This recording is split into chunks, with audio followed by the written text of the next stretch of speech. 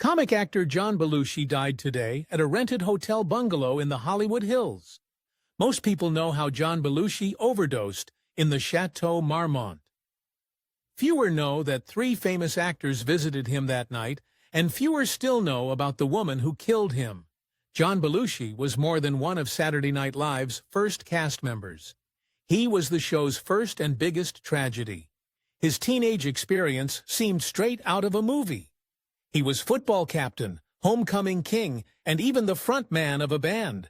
Not bad for the son of Albanian immigrants.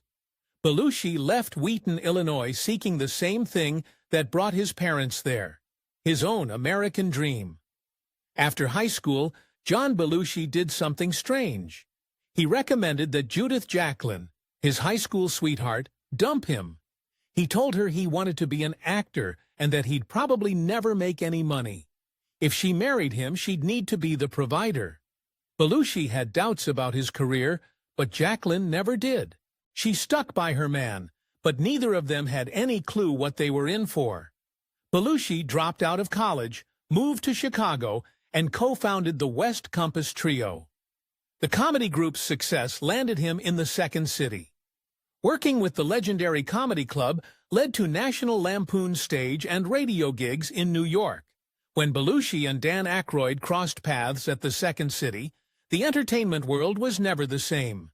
They were a match made in comedy heaven. In 1975, Chevy Chase and writer Michael O'Donoghue recommended Belushi to Lorne Michaels, who was putting together a new comedy show. But the Saturday Night Live boss had doubts about the 27-year-old and his physical comedy style. However, these doubts vanished when he saw Belushi in action. Michaels invited Belushi, who was reluctant at first, to be part of the show's original cast. Belushi's life and television would never be the same. Sparks flew when Belushi and Aykroyd reunited on SNL, but Belushi and Chase, not so much.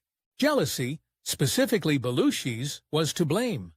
Chase became an overnight sensation and an unbearable attention hog.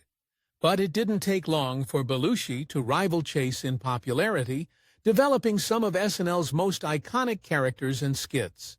According to his wife Judith, the darkness in John Belushi was there from the beginning. When the show and the cast were new, some cast members targeted Belushi, the easiest victim. He was from the Midwest. His parents were Albanian immigrants. He was overweight. He was a college dropout. He was a nobody. Belushi could have broken the cycle when he became somebody. But he didn't. By the second season, Belushi was already binging on drugs, day and night, and that's before the final blow came in 1977.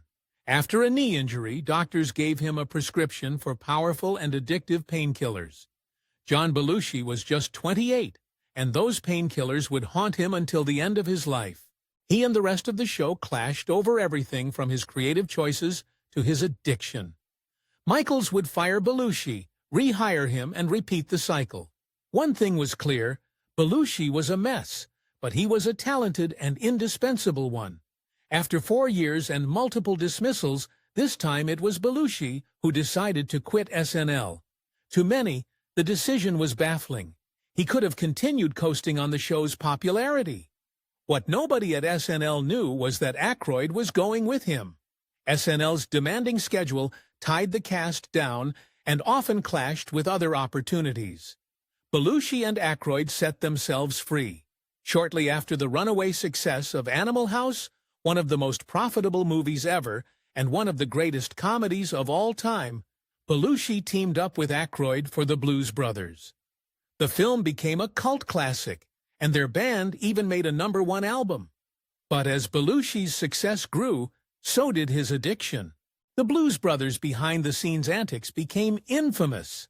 Production even set aside a budget to supply cocaine for the cast and crew. On night shoots, the drug was as normal as coffee. Director John Landis could only tolerate so much. His breaking point was finding a mountain of white powder in Belushi's trailer. Landis flushed the cocaine, reportedly worth around $100,000, down the toilet.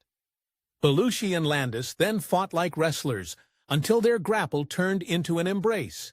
Belushi burst into tears and came clean about his addiction. In between the filming of Continental Divide and Neighbors, Belushi was sober. He lived with Judith on Martha's Vineyard, but this didn't last long. When he relapsed on the shoot for Neighbors, he relapsed hard. Being away from his wife and checking into the infamous Chateau Marmont didn't help.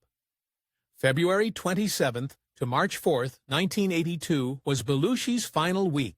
He spent it partying and club hopping around Hollywood. Chateau Marmont became the after-party spot. Meanwhile, Judith remained at their New York home and barely heard from him. On March 4th, 1982, Belushi showed up to his manager's office begging for $1,500. He swore he just wanted to buy a guitar. His manager knew he was lying. There was no guitar, only an expensive addiction. He didn't give Belushi the money, but later that same day, Belushi came back to ask again. This time, his manager was in a meeting and didn't want to rebuke him in front of others. So he gave in and gave Belushi the money, hoping that he was wrong about what it was for. That same day, Belushi invited Kathy Smith over. It was the biggest mistake of his life. Smith was more than his dealer. She also personally injected the needle-phobic star. Soon after, Robert De Niro and Harry Dean Stanton stopped by the bungalow to invite Belushi out. Instead, they found the room trashed with Belushi and Smith just as bad. Belushi and Smith were in such a state that De Niro and Stanton felt uncomfortable and left. Next, Robin Williams dropped by, and he couldn't resist joining Belushi. But like the others, he soon felt uneasy and left. None of Belushi's friends had any idea that this was the last time they'd see him alive. Nothing could stop Belushi and Smith's binge, not invitations out, concerned friends, or even pain. They kept going even after Belushi complained about feeling ill and congested. He eventually fell asleep. The next morning, Smith checked on him and left. March 5th, 1982, at around 10 a.m., was the last time anyone saw Belushi alive. Bill Wallace, Belushi's trainer and sometimes bodyguard, dropped by in the afternoon to drop off some things Belushi had requested. He found Belushi's lifeless body alone. It was confirmed he had died from an overdose. He was 33. Comic actor John Belushi died today at a rented hotel bungalow in the Hollywood Hill. If anyone else was to blame for Belushi's death, it was Kathy Smith. She couldn't resist when tabloids offered to pay her for interviews. She talked to multiple journalists about how she supplied the drugs and injected Belushi that night. Smith shrugged it off as nothing out of the ordinary in the Hollywood scene. However, authorities charged her with second-degree murder. 4 years later, she pled guilty to lesser charges of involuntary manslaughter and 3 counts of administering controlled substances. She was sentenced to 15 months behind bars for her role in John Belushi's death. For exclusive perks like early access to new videos, priority replies to your comments, and to have your say on future content, consider becoming a Factornati member. On top of that, your support helps keep the channel going. Click the link in the description for more details. Belushi's gravesite became a tourist attraction. Many visitors were noisy and destructive and disrespectful. Everyone knew addiction ended Belushi's life, yet they littered his gravesite with pill bottles and drug paraphernalia. Jacqueline had to have her husband's body dug up and transferred to a secret spot. To clear Belushi's name and the picture that had been portrayed of him after his death, Judith turned to Bob Woodward, an acquaintance and the journalist who broke Watergate, to write a book about Belushi. Many of his friends, family, and colleagues were eager to participate. They wanted to tell the world about the John Belushi they knew, but everyone regretted their participation the moment Wired came out in 1984. The book only added more fuel to the fire as Woodward showed Belushi no mercy. The star's loved ones declared that his portrayal was exaggerated, negative, and one-sided. And perhaps worst of all, Woodward downplayed Belushi's talents. Wired was even adapted into a film in 1989, and Dan Aykroyd didn't hold back. The film was a giant flop. A year later, Judith published her memoir Samurai Widow in response to Woodward.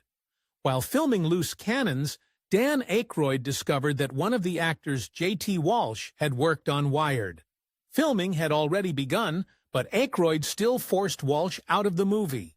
It led to a $125,000 production delay, but defending Belushi's honor was priceless. Never meet your idols and never follow in their footsteps. No one proved this more than Chris Farley. He was a member at Second City, Chicago. He became a beloved SNL cast member. He had a physical comedy style. He even wore Belushi's costumes.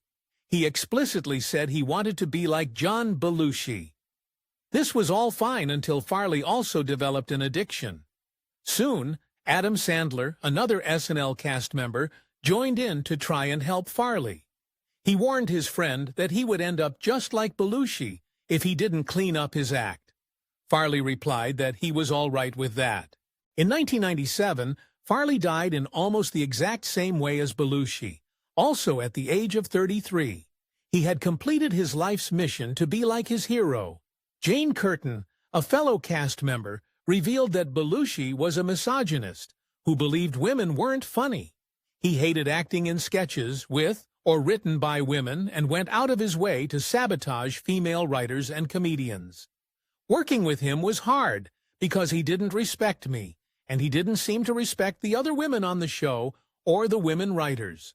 So it was difficult working with John. When asked about Belushi's misogyny allegations, his wife declared, "John actually was a woman's liver before I was." Though she confessed he still had systemic sexism, but he was aware of a lot of it and consciously tried to work around it. Judith wanted people to know that John wasn't perfect, but he was a full human being, caring and adventurous and kind, and he not only made people laugh, he made them feel. The original cast and crew of SNL are infamous for their drug use. Show business is already notorious for this vice, but SNL took it to a whole new level. They worked long hours under intense pressure. The substance use was rampant, but also therapeutic. Some cast members couldn't have done the show without it. In 2015, Rolling Stone ranked all 141 SNL cast members. The list reads like a who's who of Hollywood. The competition was fierce, but Belushi came out on top. The magazine declared that Belushi was the live in Saturday Night Live, the one who made the show happen on the edge. Nobody embodied the highs and lows of SNL like Belushi. If you enjoyed this Factinate video, give it a thumbs up and subscribe for more incredible stories.